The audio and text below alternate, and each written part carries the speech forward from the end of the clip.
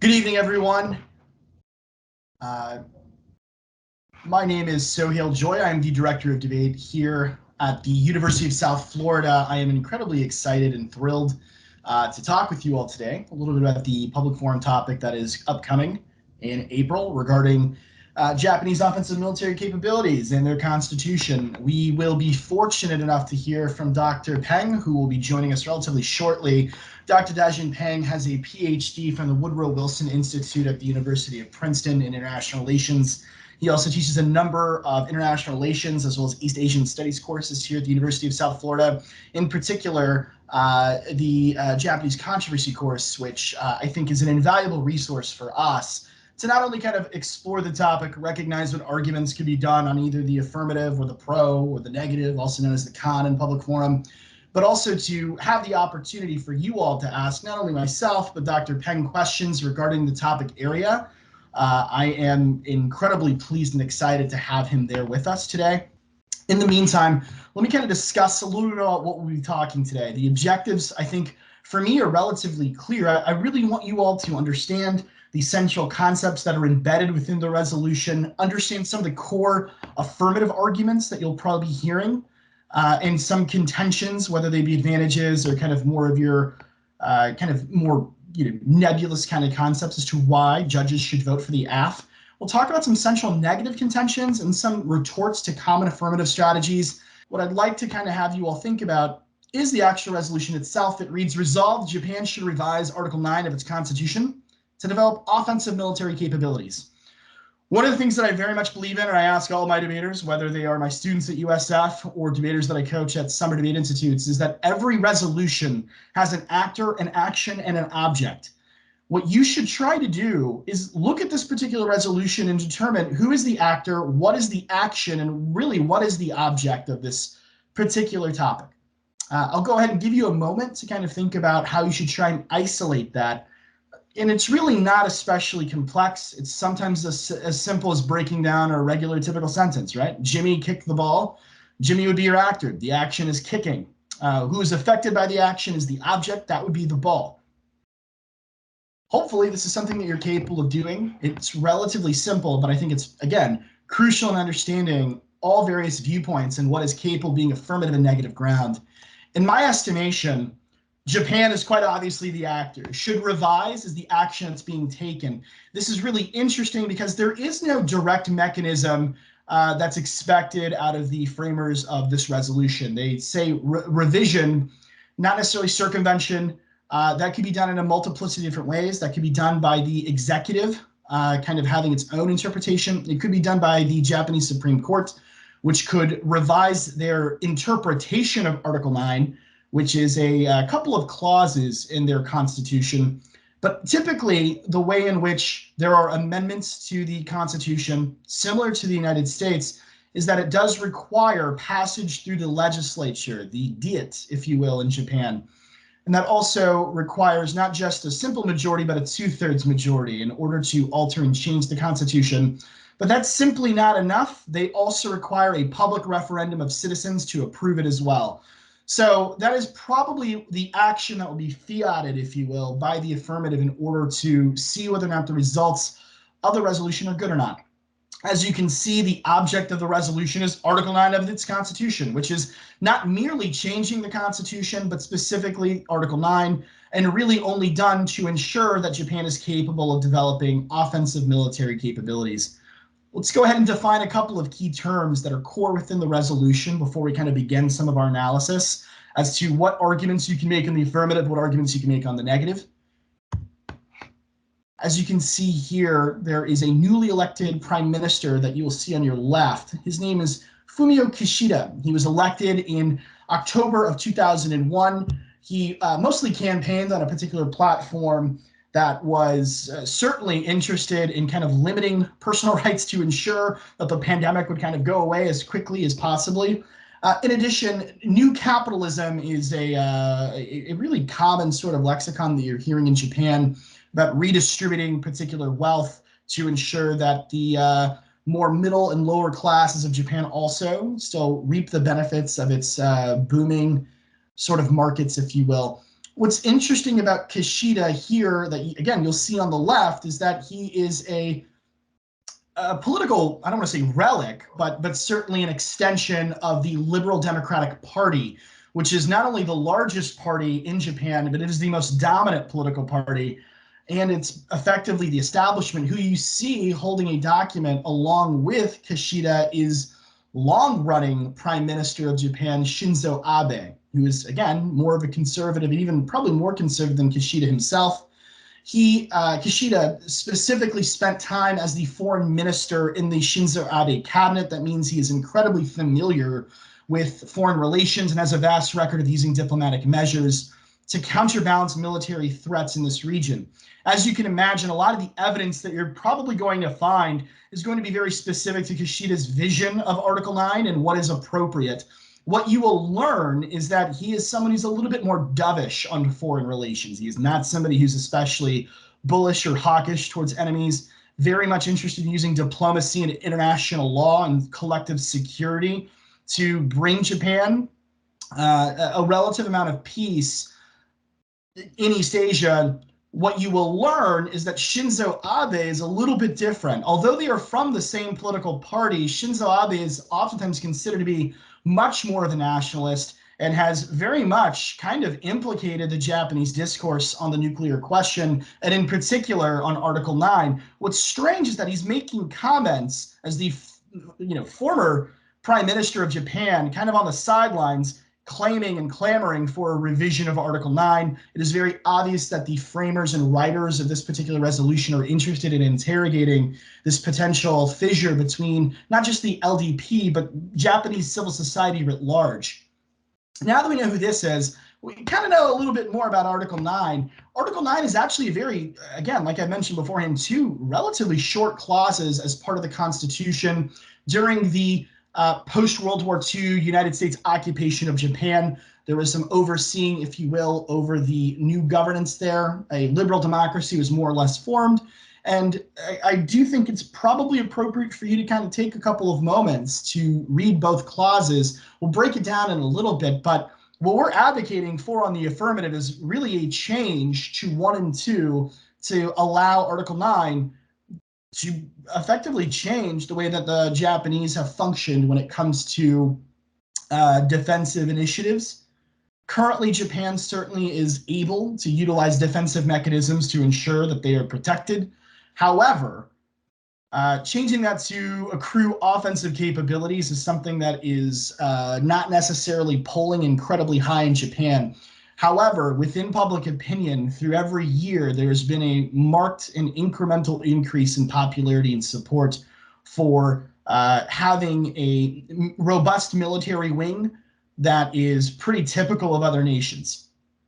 Hopefully you've had a moment to go ahead and read and reflect a little bit. I assume for some of you, this is not your first dive into the topic area. But again, this is Article 9. This is the direct English translation of the Japanese Constitution. The second clause in particular forbids a military, which we'll go into now. What you'll notice here is the term offensive military capabilities within the resolution. It's a term of art, but there are a multiplicity of definitions, and I'm sure many of you have probably Googled offensive military capabilities and looked for a definition. You're not going to find one. You do need to find an author who talks about offensive militarism if that's something that you're interested in narrowing down. More than likely, you don't need to. But again, if you are going to find an expert who has field context, that's probably smart for you. But I do think that you can certainly, regardless of what the denotation is that you find, there's a pretty good customary understanding of the concept, which enables armed forces to make preemptive or preeminent decisions to substantially and actively attack or invade an adversary. What we are talking about is not defensive measures, but rather the opportunity for Japan to extend its strategic interests by imposing its will on its adversaries. This is a stark contrast from how Article 9 either A, gives Japan the authority to do so, or B, allows for interpretation and flexibility for Japan's forces to really kind of reactively combat. This is, as I said, a strategic component of a military executive rather than reactive defensive measures. I'm not sure how familiar some of you are with definitional debates or topicality debates, but nuclear weapons are oftentimes considered to be defensive in nature. And the reason why I mention that is that it's not very popular. Most people don't believe that. There are, however, some political theorists, especially in international relations, who contend that nuclear weaponry is not offensive but defensive. I think that that is an interesting debate to possibly have had. It's a surefire way. If you win that argument, you have likely decapitated most of the affirmative's offensive reasons for the judge to vote affirmative. But I do think that there's good evidence, especially in context to Japan, that talks about how smaller batch ICBMs, which are intercontinental ballistic missiles, simply having warheads attached to them could be considered defensive. It also could be argued, and again, affirmatives are going to claim deterrence, right? On the affirmative, they're going to have contentions that say, offensive military capabilities are incredible ways to deter threats before they sort of arise. You could contend that, relying on those defensive tactics and mutually assured destruction, if you will, are actually defensive in nature. I don't know how much of a round winner that is, but I do think it's an interesting debate that ought to be explored. Even if you're not interested in reading it, you probably should have relatively robust blocks to kind of combat that particular approach. Finally, this is not under offensive military capabilities, but the resolution says develop. It does not say acquire, right? So amending Article 9 to allow for offensive military capabilities to be developed in Japan requires the Japanese to develop military capabilities that are offensive. Obviously, a large chunk of this topic area is going to talk about Japan's opportunities to develop their own nuclear weapons. I find that interesting. We'll talk more about this later, but there is a concept, especially prominent within NATO nations, about nuclear sharing. The idea would simply be to establish a base, preferably American, especially in context to Japan and its, nuclear umbrella that relies upon the United States. You could contend that the United States bringing a nuclear weapon into an American base in Japan is nuclear sharing, that is an acquiring of offensive capabilities, not a development. I'll probably talk about this much later, but I do think that that is a very interesting way to kind of co-opt affirmative ground as the negative and really find opportunities to kind of resolve that security dilemma without violating Article 9. I find that to be a really intriguing idea and concept. But again, let's go ahead and ensure that we recognize what we as debaters need to do within this resolution. This is a policy-oriented resolution. That means that the burden of the affirmative is different than prototypical fact debates or fact resolutions that you oftentimes get in public forum. And when I say policy, I don't mean like, oh, this is a resolution that is only appropriate in policy debates. It's not appropriate for public forum. That's not what I'm contending at all. What I'm saying is that this is actually a policy resolution, which means if you are the affirmative, you must advocate that the revision of the Japanese Constitution in order to allow it to develop offensive capabilities would actually result in more net beneficial consequences in comparison to the status quo. If you are the negative, and this is true regardless if it's a policy-oriented resolution or not, you don't have any burdens, but your role as the negative effectively, or maybe you could consider it a burden of rejoinder, the negative just needs to disprove the affirmative. If the affirmative is going to contend that there are good consequences, it probably behooves you to say, well, there are some negative and bad consequences as a result of altering Article 9 in order to allow Japanese forces to develop offensive military capabilities. If you can prove that there is more good than bad, obviously judges are going to vote affirmative. If you are incapable of doing so as the AF, you can expect the tie to go to the runner, and judges ought to vote negative on presumption. If you are negative, you certainly want to contend that there is certainly more harm than there is benefits, and that it's far more net beneficial to kind of stick with the status quo or possibly an alternative advocacy.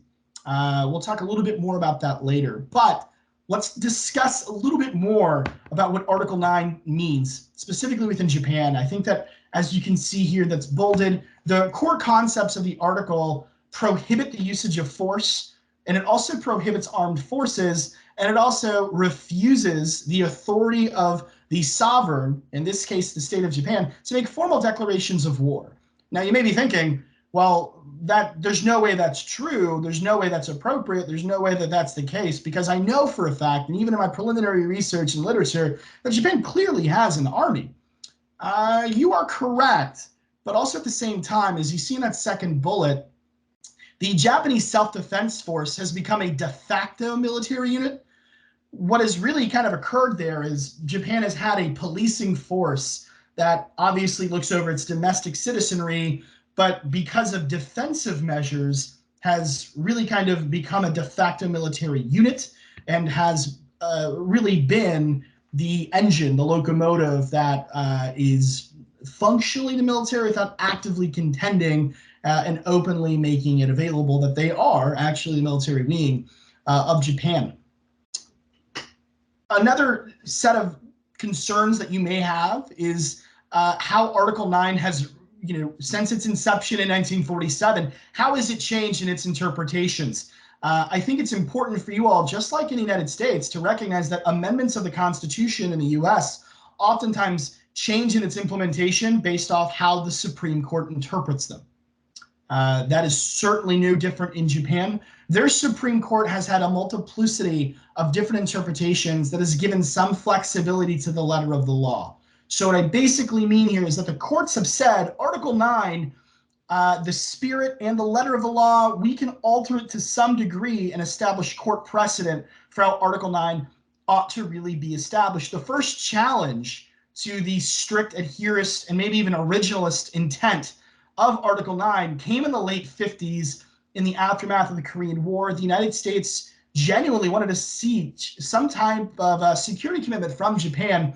The court allowed the Diet, and that's the legislative body of Japan, to confirm the treaty. That established the precedent of what's called armed self-defense, meaning that, yeah, Japan is not going to actively have an offensive military, but the Japanese self-defense force can retaliate against attacks upon the state. In 2014, those commitments ended up getting challenged again, and the Supreme Court sided with the LDP, with, at that point in time, Shinzo Abe was prime minister, and those commitments to security could also include armed self-defensive allies. All that gobbledygook essentially means is that Japan may also not only retaliate on its own behalf, but also on the behalf of its allies if it is considered to be in self-defense and in the interest of Japan. In 2015, literally just 1 year after a pretty monumental landmark decision by the Supreme Court, what happened here was that the extension of supporting allies in armed self-defense was furthered to allow the Japanese self-defense force to actively provide aid and supplies while they are in combat. That is relatively new. The current precedent of Article 9 is, I don't want to say diluted, but it is pretty clear about what is and isn't going to pass this particular litmus test. The interpretation of Article 9 has really been determined that Japan can't have offensive military weapons. That is obviously the spirit and the intent of this topic area, but it has been interpreted to mean that Japan cannot have ICBMs. If you're wondering what that means, those are intercontinental ballistic missiles. Those are clearly offensive in nature. They have explicitly outlawed the development and proliferation as well as the acquiring of nuclear weaponry. As in addition to aircraft carriers and bombers, specifically aircraft carriers that can actually have bombing jets on them. However, fighter jets, submarines, and most recently Aegis Ashore technology and carriers have been developed, have been acquired, and are legally approved. What you're typically seeing is a bifurcation of some degree between pacifists in Japan and nationalists in Japan. This is true not only of politicians, but also civil society within Japan writ large. The former, the pacifists, they want to keep Article 9, and in fact, there are some hardcore pacifists that actually want to reverse previous court precedent and entirely demilitarize from security commitments, which would effectively unhinge Japan from security commitments and allies that would kind of draw them into a conflict. Nationalists, especially the LDP, the Liberal Democratic Party, have featured multiple possibilities to circumvent or at least dilute and weaken Article 9 in order to militarize and proliferate, whether that be nuclear weapons, whether it be ICBMs, or even upgrades to their naval, I don't want to say academy or force, but again, that's the Japanese Self-Defense Force. What they're effectively looking to do there is to establish some type of naval presence, especially in the East China Sea, over some disputed territories, in particular the Senkaku Islands. I also, if you notice here, there is something called normalists, which I find to be a very interesting sort of approach. As you can imagine, it's sort of like a centrist concept that looks to sort of split the difference between the far left pacifists and the far right nationalists. And this position is just really that Japan should be able to operate like any prototypical nation when it comes to defense. And if that means that they are either acquiring or developing weaponry, then that is fantastic. That is something that can happen. And there's also an emphasis on an incremental approach to ensure that there is collective peace and security within the region. And they typically advocate for the expansion of the Japanese Self-Defense Force. Now, remember, those are effectively glorified police battalions that have really organically grown into a de facto military unit. A lot of nationalists contend that there needs to be a new kind of bureaucracy, if you will, or a military wing of governance that is under the auspices of the Prime Minister. And with that, I'm very happy to have Dr. Peng enter the chat. He is with us here. Before we kind of get to him, though, I do want to kind of wrap up a little bit as to what we're discussing. In addition to Article 9, there are some complementary policies that have really kind of arisen from the spirit and the intent of Article 9, especially in particular to nuclear weaponry. Once more, the typical understanding of Article 9 is that the legislative is not going to be able to approve anything that is kind of especially difficult when it comes to nuclear proliferation. However, in 1967, there was a commitment to go even further. Many people probably don't know this, but I think if you do a little bit more research, nuclear sharing actually occurred in Japan, especially in the southern islands, by U.S. military bases. And the approach was relatively simple. The nuclear umbrella that the United States extends to Japan to provide a deterrence measures and capabilities against some of its threats in the region ought to be within Japan themselves. But in 1967, the legislature actually passed a law that removed U.S. presence. And U.S. presence, I don't mean militarily writ large, I just mean specifically with nuclear weaponry. The U.S. military removed its nuclear ambitions and its nuclear weaponry from Japan as late as 1972. In fact, there was a question about nuclear sharing with the United States, and Prime Minister Kishida said that that is likely a violation of pre-existing law. So even if you're the affirmative or if you're the negative here, the idea of Article 9 being revised may not necessarily kind of overwhelm or overcome other existing law. I think that if you're the affirmative, your argument is that the revision of Article 9 is not only, typical, but is normal means that would likely roll back some of these other policies that are contingent upon the Article's amendment. So I don't think it's that big of a deal for the affirmative, but I think if you're the negative, you can contend that there are some other issues too.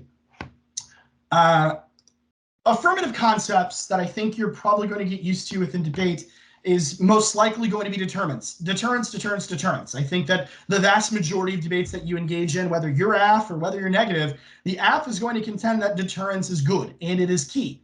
I think especially now, if you're talking about looking for uniqueness warrants, your claim is that the idea of the United States and its security commitments is probably at, I don't want to say an all-time low, but it's not especially high.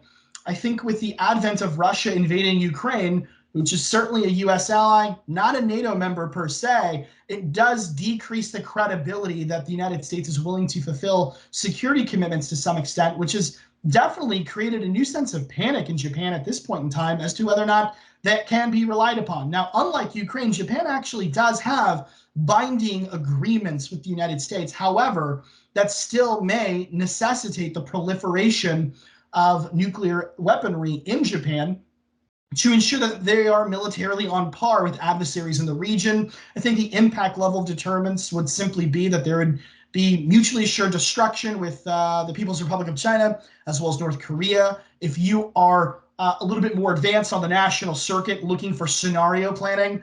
I think those advantages are pretty simple. If you are looking for a China impact or in the East China Sea, the Senkaku Islands disputes is a good internal link chain to get you into the nuclear war, impact that you're looking to resolve as the AF. In addition, there is North Korean missile testing that's oftentimes used to not only kind of upset South Korea, but certainly Japan as well. There are a couple of other more ancillary affirmative advantages.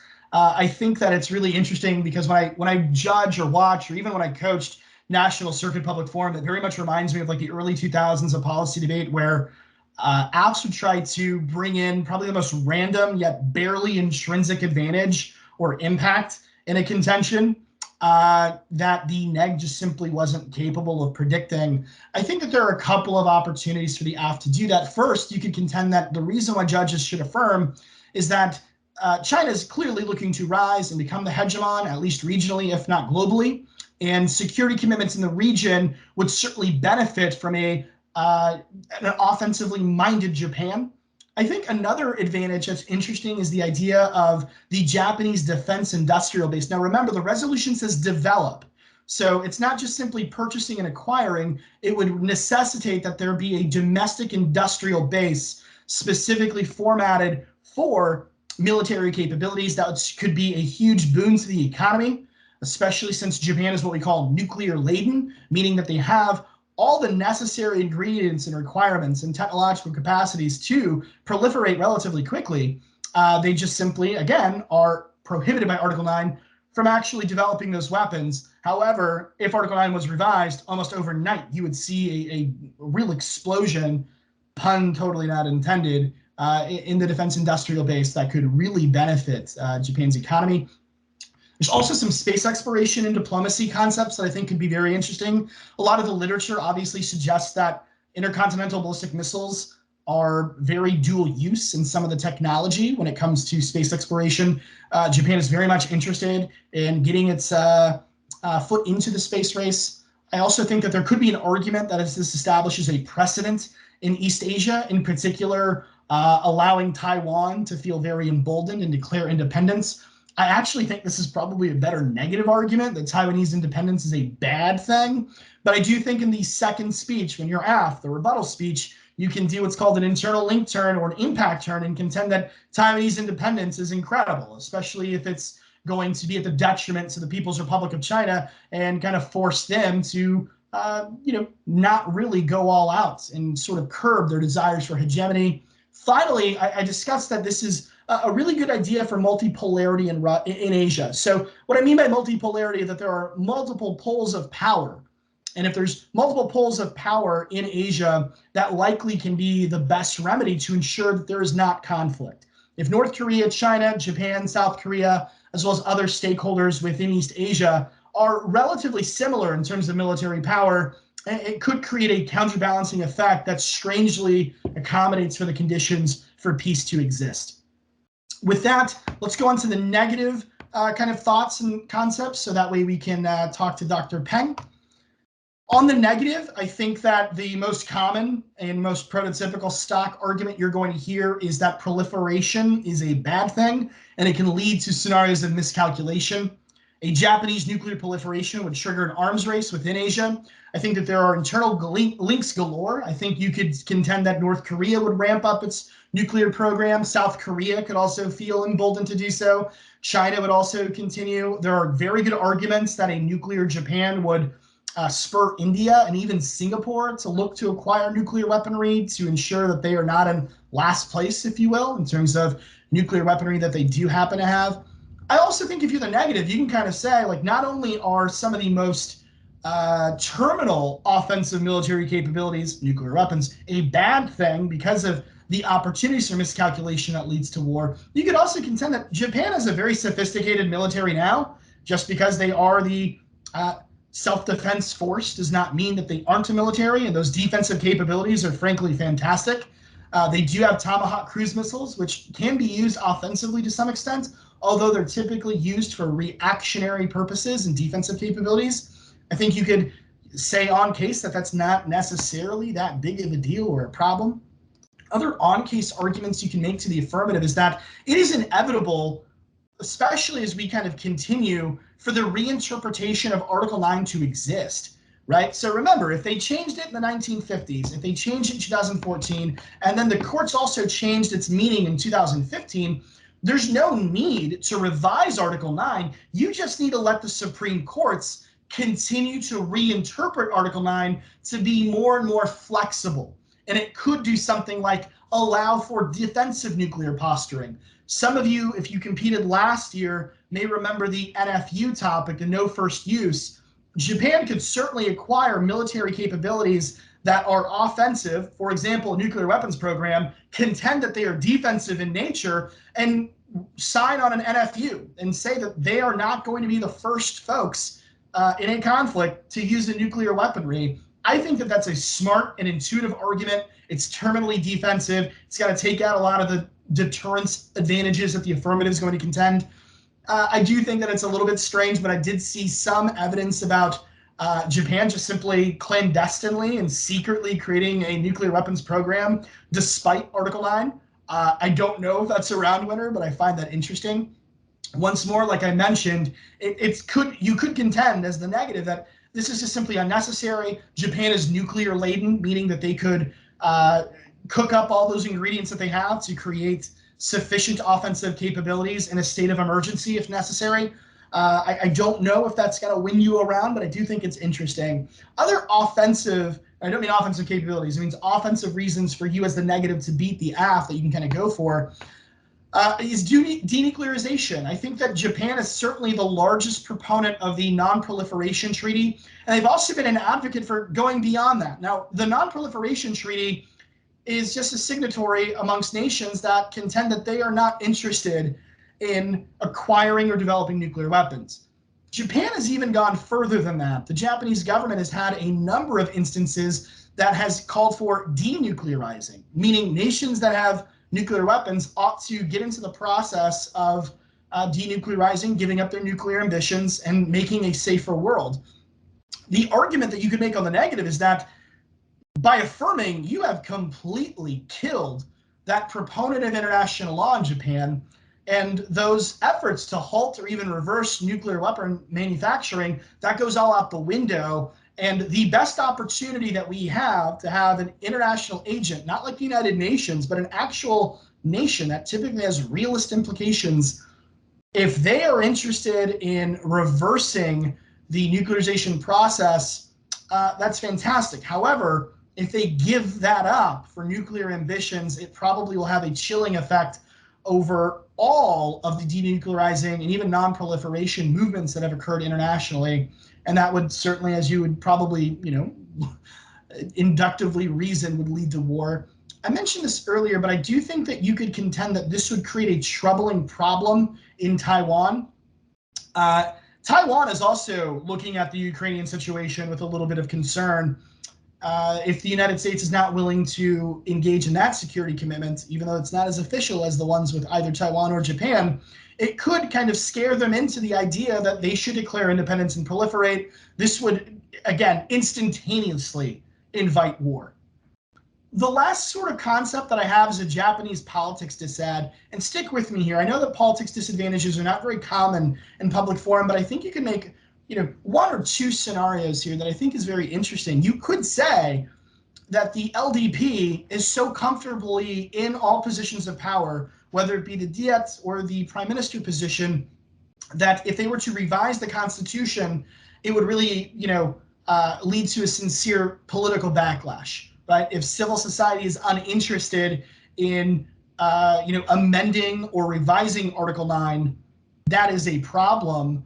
And it could mean that the LDP, no matter how strong they are in terms of their political prowess, could face a real backlash to the point where they're no longer elected. This could give rise to another political party. I actually don't think that's the best scenario. The reason as to why is because what I mentioned to you before is that the legislative would have to have a 2/3 majority, and then it would need to go to a national referendum in order for Article 9 to be revised. Meaning it probably won't get revised without a majority of approval and popular opinion and support amongst the public. I think the smarter argument to make here is that the Liberal Democratic Party is bad. They are incredibly traditionalist and conservative. And when they maneuver the revision of Article 9 via supermajority, they could also implement other policies, and those policies could be bad. Now, whatever policy you'd like to isolate is entirely up to your jurisdiction and whatever your research finds, but I actually don't think it's especially difficult. The last thing I'll say about the negative, and this is sort of something that might be controversial in public forum.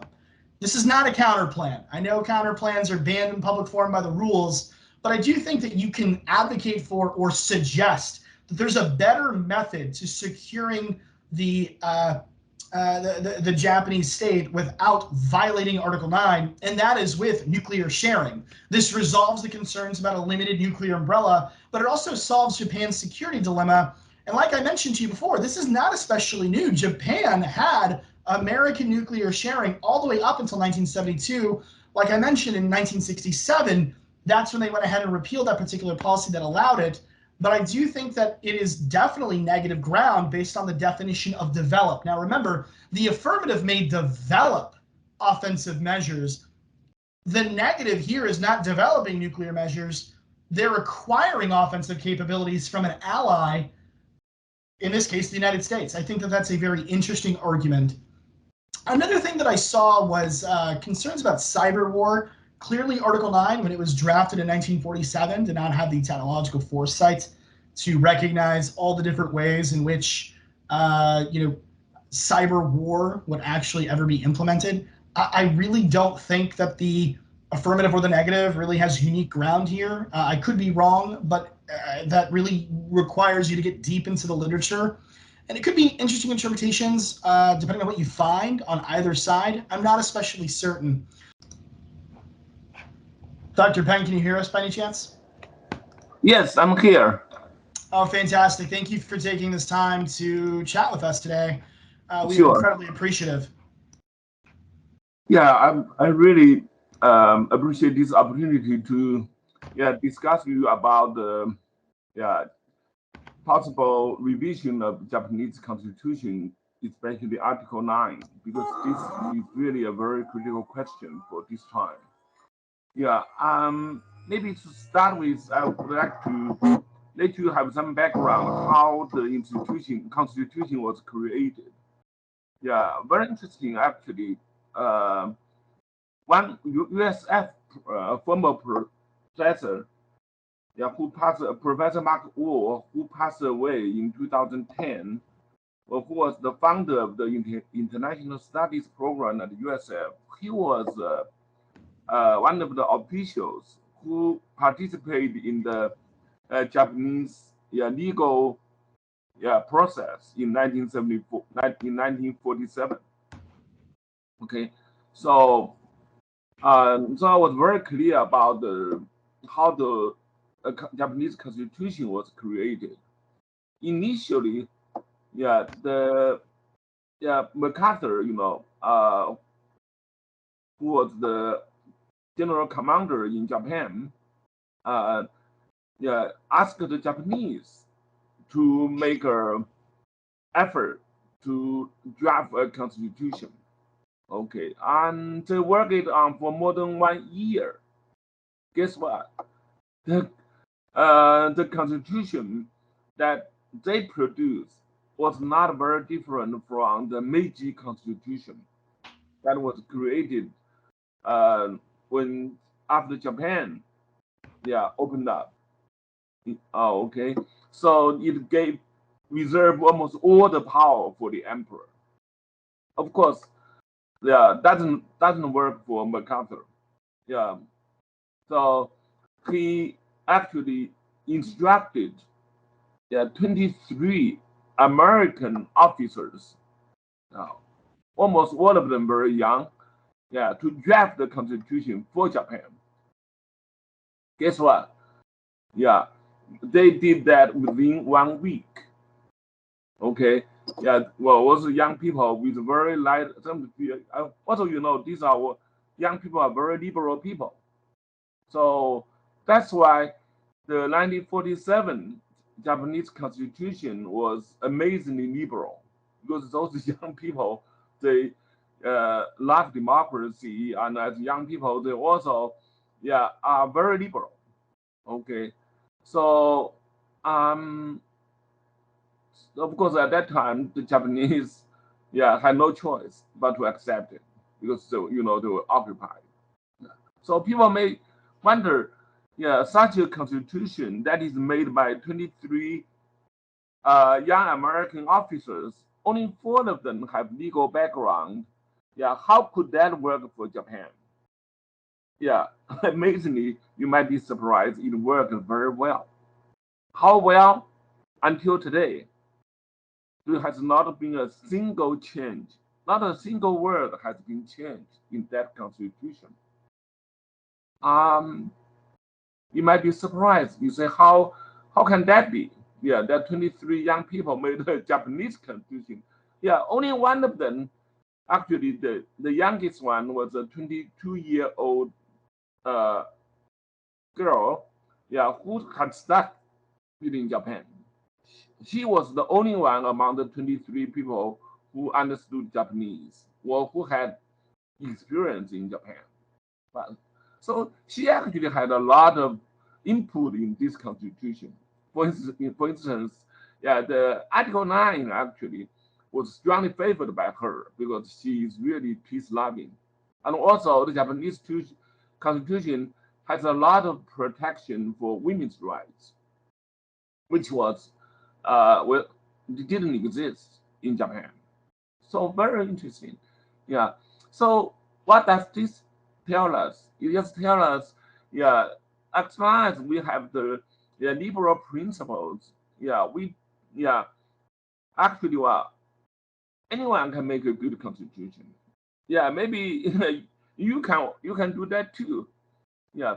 So also very ironically, yeah, they once the constitution was made, they Japanese love it.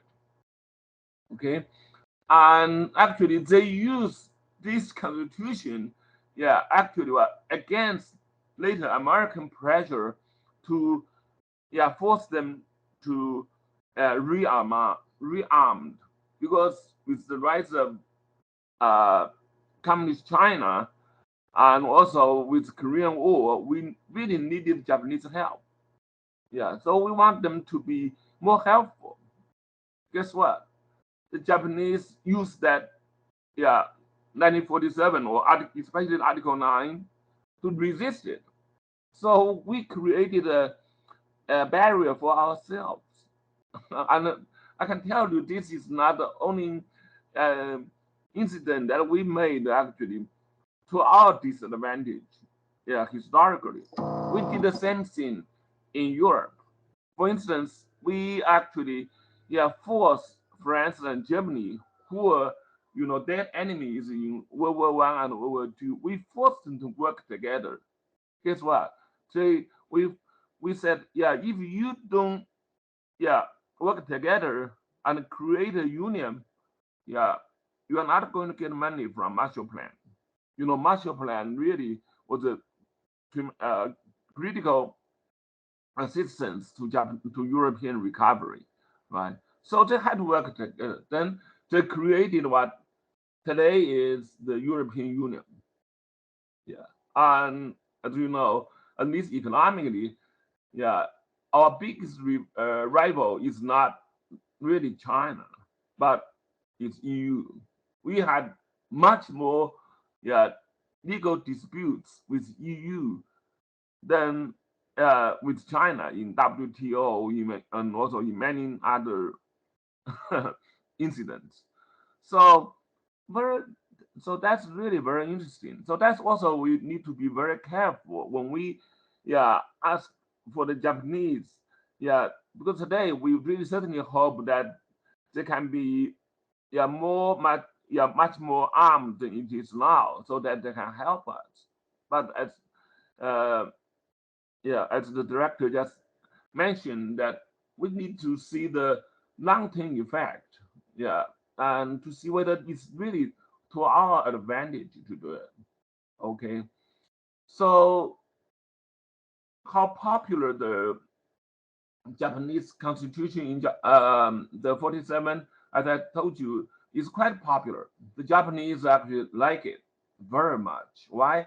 Because it's very liberal and it gave a lot of rights that Japanese, at least at that time, never dreamed of. Yeah.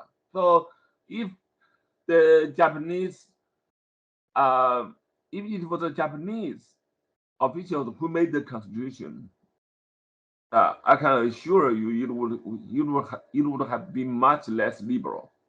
Okay, so so that's why actually it's a very difficult process to change the constitution.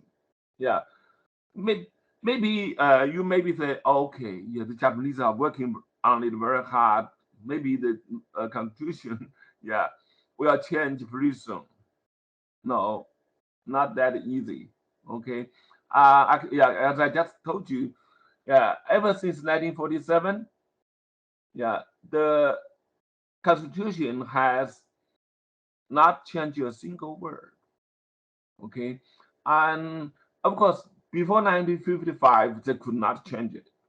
Okay, because yeah, one of the regulation or the rules we set for Japan is yeah, the before American troops uh, leave in 1955, yeah, there should be no revision. Yeah. But ever since 1955, there has always been strong calls for the change of the constitution. Yeah, initially the Japanese officials thought that would be very easy because this is yeah a constitution that might just by 23 American young men and 22 young men and one young woman made. Yeah, who few of them would even understand Japanese. They think it's very easy to change it. Guess what? That's that's not true. Actually, the, Prime Minister Abe, yeah, Shinto Abe actually learned it the hard way. Yeah. He actually one of his commitments he made to Japan when he became the prime minister was what he would change the Japanese constitution by 2000, yeah, 20. Guess what? Nothing happened. Okay, so yeah, so it's not really just the legal barriers. Just as our director just mentioned, the to change the Japanese constitution, you need yeah two-thirds majority in both houses. Now the and also you need that to pass the referendum.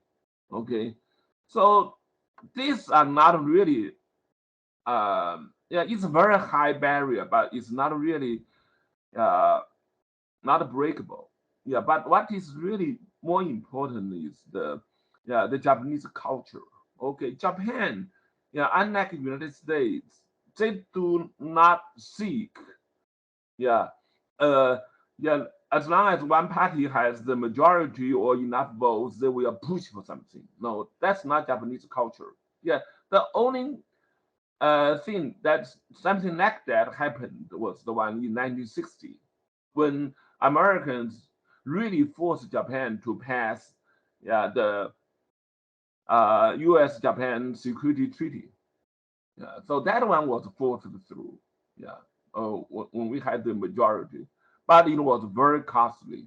Yeah, the prime minister had to step down after the event, and and the Japanese predicted nothing like this would happen again in Japanese history for a long time because, yeah, this that yeah passage of the security treaty really was it really yeah divided the Japanese society. They think it was too costly. So yeah, so it's the fear of division will be more important. That means even though, yeah, LDP might be able to forge the necessary votes they have, but they would fear the consequences. And I'm pretty sure unless something really urgent that happens, for instance, like the situation in Ukraine really worsened that made Japan yeah, feel insecure, unless something really extreme happen, or China attack Taiwan or something very unlikely to happen. at least in the near future. Yeah, unless something like that happen, yeah, I do see uh, the possibility that the LDP will really try to force through, yeah, unless they can convince Japanese people, yeah, and they get a very clear majority that most people support the religion. So first, the constitution is quite popular in Japan, okay, especially among the ordinary people because yeah, they really enjoy the freedom that our officers, yeah, granted to them. Okay, and also the Japanese people are really peace loving because they suffer too much from World War II. And as you know, they were the only country that suffered from, yeah, the nuclear weapon. And also the Japanese learn a very hard way from this is what, yeah, that having more arms does not necessarily mean more safety because that's an invitation for your potential enemies to also enhance their, yeah, weaponry. Okay, and also they may even have more doubts about Japan. For instance, yeah, China and North Korea or even South Korea, yeah, may think this is a very good reason why they need nuclear weapons. Yeah, I think, yeah, most Japanese believe, and I believe that too, that Japan is actually safe enough. Even during the Cold War, yeah, Japan with much less weaponry and their self-defense force was much weaker than it was today. Yeah, Japan had no problem. Yeah, because they had an American umbrella. I think that still works very well. So that's why even Abe now he didn't push for a wholesale revision of the article, and he may think it's more like a collaboration between or they can sharing because he believes that's a more, yeah, functional, yeah, proposal. Okay, so that's so they so it's really good that we pay attention to this, especially after the event of Ukraine, because uh, yeah, I think it's really important that we learn a lesson from the Ukraine incident. Yeah, Okay, that speaking of that, can you talk a little bit more about how the Russian invasion of Ukraine has altered the Japanese discourse on relying on the American nuclear umbrella? sure, because the Ukraine war made not just Japanese and many people feel that Americans, yeah, might be too selfish not to come to their assistance. Of course, the case of Japan and Ukraine is very different.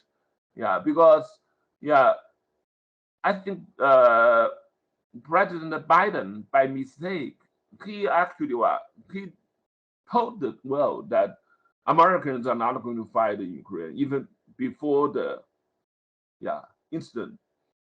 The problem for that is he should tell his, yeah, generals, yeah, we would not fight, but he should not let the Russians know his cards.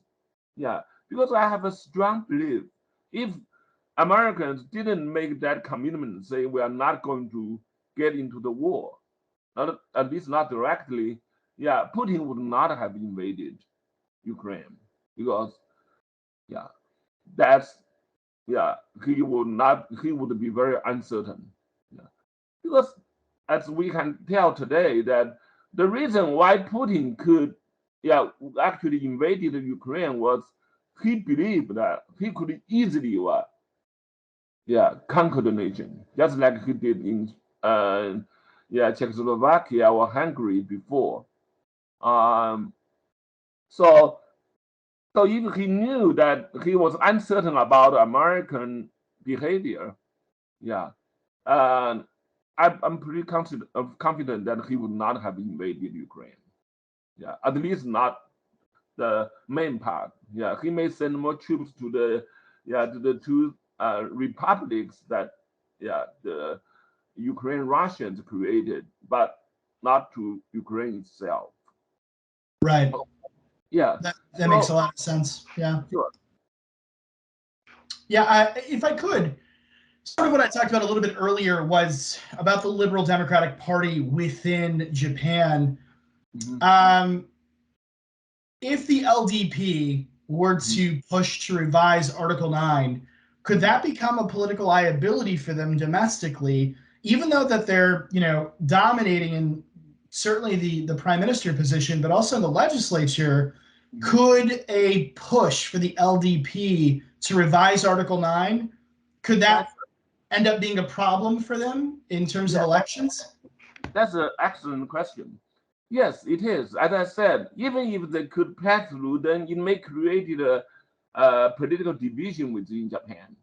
So I think they are going to avoid that. Yeah. So I think the Kishida's plan is try to get as much as support as possible. But I don't believe he's going to really push it very through, uh, unless he's confident that he has a very strong support. Because otherwise, as you mentioned, that it will become a liability to his party. So that's also why I'm not sure Japan is going to change the constitution, at least not quickly, because there is no evidence that they already got the overwhelming majority. Okay, I think, but as internally, this might help, Kishida, because he needs a very small, relatively small faction in LDP. Yeah, while Abe controls the largest faction. So if he is able to change the constitution and with relatively popular support, that would put him in a very good position. That means he would no longer rely on Abe for support. Okay, so that's he is as ambitious as Kishida because I have studied him all the Japanese for a long time. So so this will be a very good way for him to actually to capitalize on it and get yeah was independently be a long-term prime minister. Yeah, I think that, but he wouldn't uh, really advance too much unless he's really assured that he has a overwhelming support. Of course, he's working on that, but I don't think he can do it. Yeah, that's a perfect segue to my next question. Is there an internal rift in LDP between Kishida's camp and Abe's camp when it comes to the nuclear question? It definitely seems like the rhetoric is very different. I also am wondering, is it abnormal to have a former prime minister be so vocal when they're no longer in tenure about what should be done with something as controversial as nuclearization? Yes, of course, there is an internal division. Yeah, Japanese LDP, although it's one party, but it's not a party like the Democratic or Republican Party. It's actually it's almost we can say it's a big party of parties because there are factions within it, and the factional divisions are very strong in Japan, which is not necessarily bad yeah, because they can balance each other. Yeah, so if our way of balance power in the U.S. is through three branches, as everybody knows, right? It's through uh, the uh, executive, legislature, and the legal, sections of the state. In Japan, it's more, because of the overwhelming power of LDP. The balance of power is actually among the factions. Yeah, so this is not, but of course it can be costly because if the internal divisions are too strong, yeah, actually it is a problem because that's why Japan stuck into the economic recession for so many years because yeah, they can different factions just can't agree on many things. So when they finally reach a consensus, it's already too late. Okay, so so that's the disadvantage of the Japanese system. But the division there is certainly very strong. As I just said, the reason why Kishida want to push it is because he want to use that as a way to enhance his own personal stand, so that he can be kind of free from the pressure, or to be a puppy leader of Abe. Yeah, let's transition a little bit more internationally now. For sure. How do you feel like North Korea would respond to a nuclearly armed Japan? Yeah, that's a very good question. That's a very good question. The that will certainly make the yeah it much more difficult for us to stop yeah North Korea from have become nuclear power, because yeah also we were not in a very good position to convince North Korea that they should give up their nuclear weapons. Yeah, I think as long as Japan does not have nuclear weapons, we are always it's always possible for us to reach a deal with North Korea. Yeah, to ask them to give up nuclear weapons. Yeah, but if Japan has has it, yeah, there's no hope for that. So that's why this question is really critical. Okay. Interesting. So let's think about the relationship between China and Japan. You know. If Japan were to again proliferate and acquire nuclear weapons, what would that relationship look like? Would that have any bearing on the Senkaku Island disputes? What could the world look like? Yeah, I think that's also a very very good question. The Chinese will certainly be very upset about the nuclear proliferation in Japan, and they will definitely try to seek more yeah uh, nuclear weapons, which they are already doing, and but they will have more justification and also more incentives to do it. Yeah. Um, then also that will make Asia really unsafe, because I think the more countries that possess nuclear weapons, the bigger possibility that accidents are going to happen. And also not just China, but other countries. Yeah, once they see yeah Japan has nuclear weapons, then they will want to have it too. Yeah, you mentioned South Korea. I think that's a very good possibility, because as long as Japan doesn't have it, yeah, it's very easy for us to come to Japanese that we just depend. Oh no, the Koreans that we just yeah depend on our umbrella.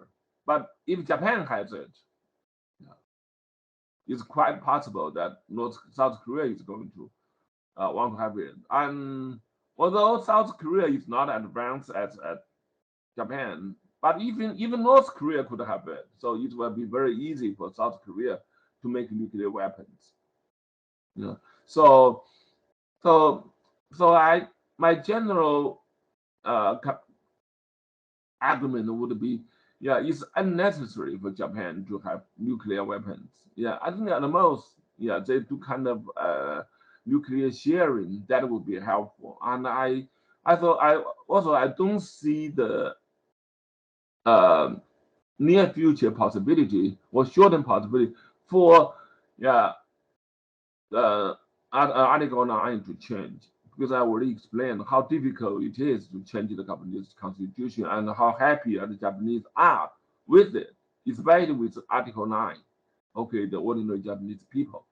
So, so although we are going to see a lot of maneuvers, but I already saw many maneuvers, uh, historically, okay, and none of them materialized.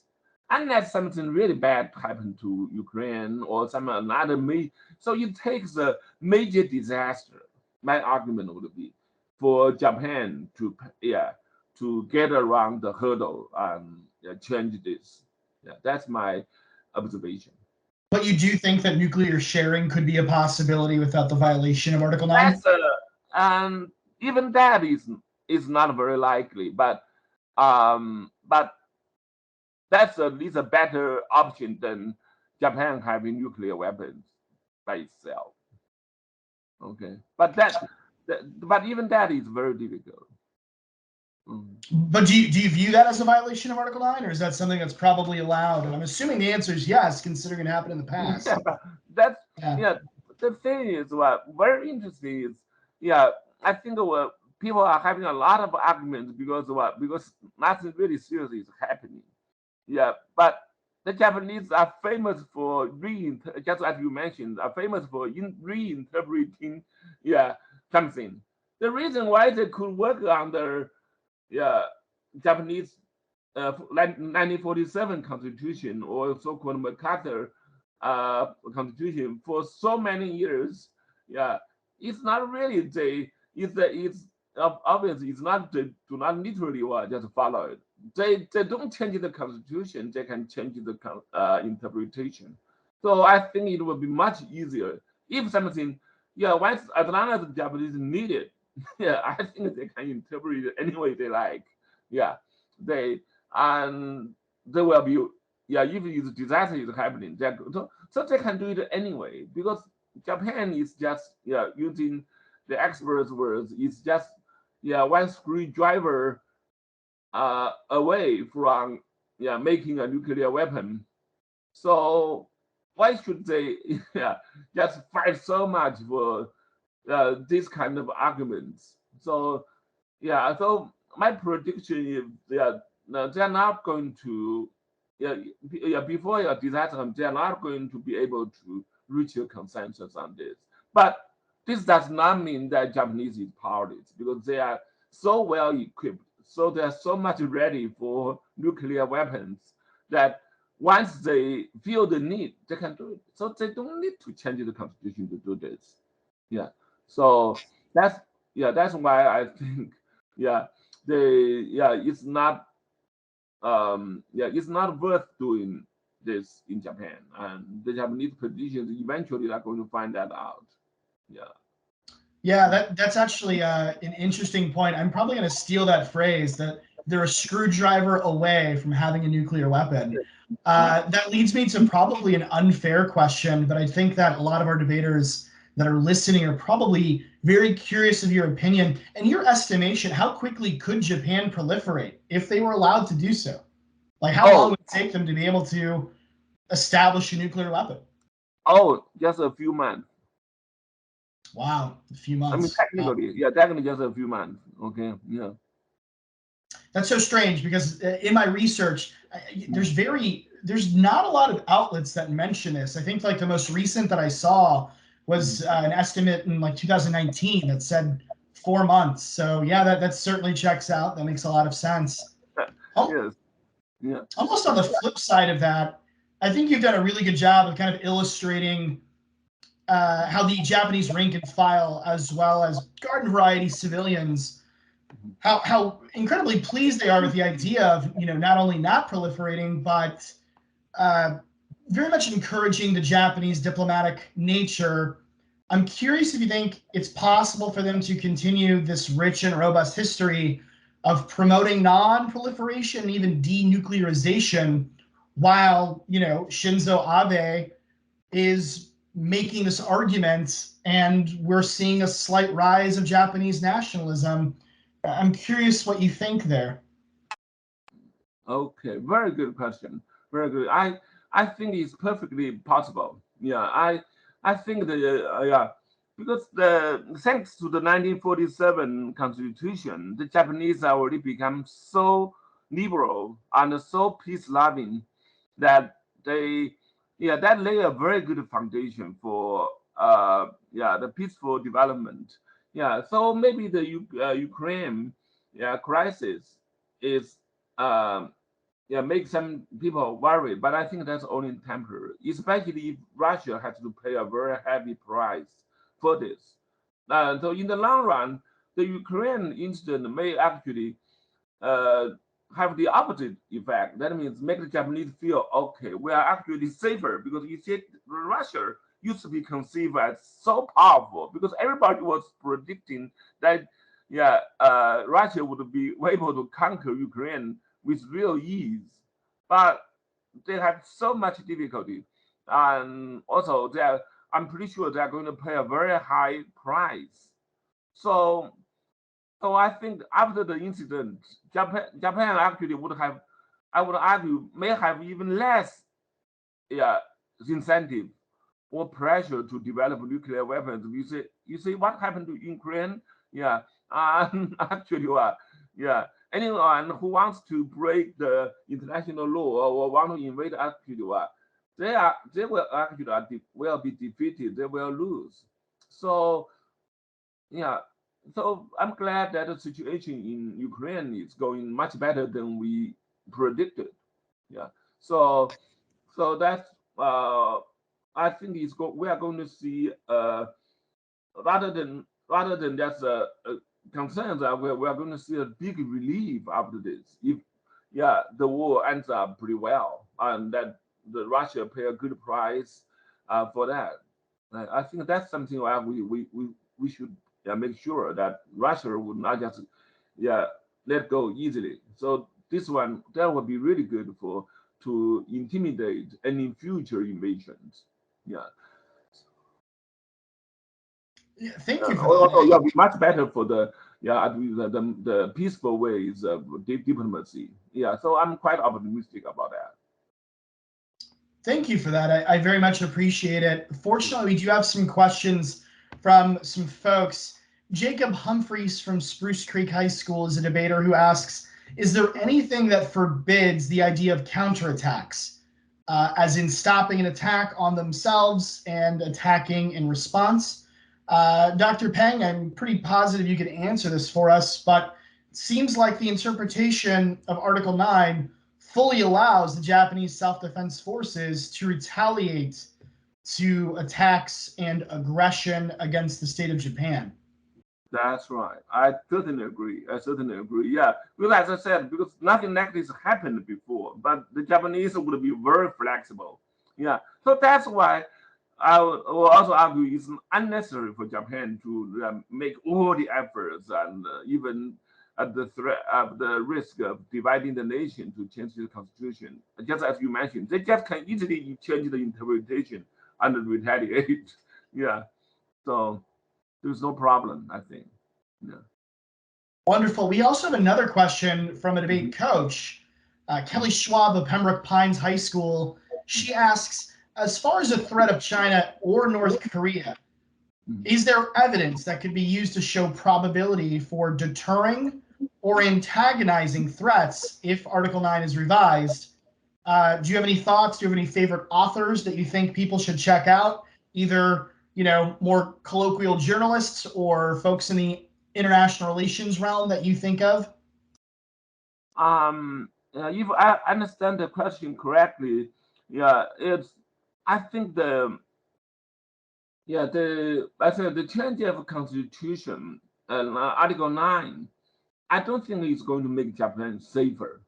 Yeah, because as mentioned a few times that, yeah, they the change will invite a lot of changes from other countries. And so this is what we call the famous security dilemma, because one country try to, yeah, get uh, armed or try to take military action to make itself safer, but it ended up much less safe because your potential enemies are going to do the same. Yeah, actually, the Russian action in Ukraine proved that.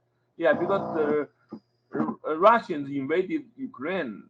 Yeah, they claim that, well, yeah, that will make them safer, right? But the result is very obvious. Yeah, they invites the, yeah, rearmament of the whole Europe, and even, yeah, Finland and Sweden now wants to join NATO, and Germany, and, yeah, more than doubled its military budget, and many other countries take similar actions, and also what did happen in Ukraine is really, not to the favor of theirs. So I would really argue that, well, Japan should be extremely careful about Kiwis. I think the fact that they are a peace nation actually is a very good defense because they already have our protection. I have no doubt about American commitment to